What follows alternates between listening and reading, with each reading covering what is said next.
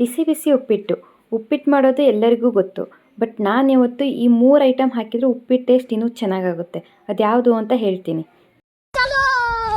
ಮೊದಲು ಒಗ್ಗರಣೆ ಕೊಡುವಾಗ ಸಾಸಿವೆ, ಜೀರಿಗೆ, ಶೇಂಗಾ, ಹೆಸರುಬೇಳೆ, ಕಡಲೆಬೇಳೆ ಎಲ್ಲವನ್ನೂ ಹಾಕ್ತೀರಾ.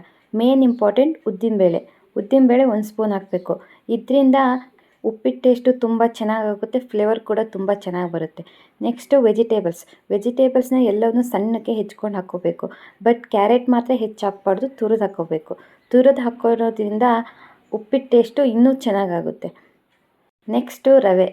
ಕಾಮನ್ ಆಗಿ ಅಂಗಡಿಯಲ್ಲಿ ಗೋಧಿ ರವೆ ಸಿಗುತ್ತೆ, ಅದು ಕೂಡ ಚೆನ್ನಾಗಾಗುತ್ತೆ. ಬಟ್ ನಾನು ಚೂಸ್ ಮಾಡೋದು ಅಕ್ಕಿ ರವೆ.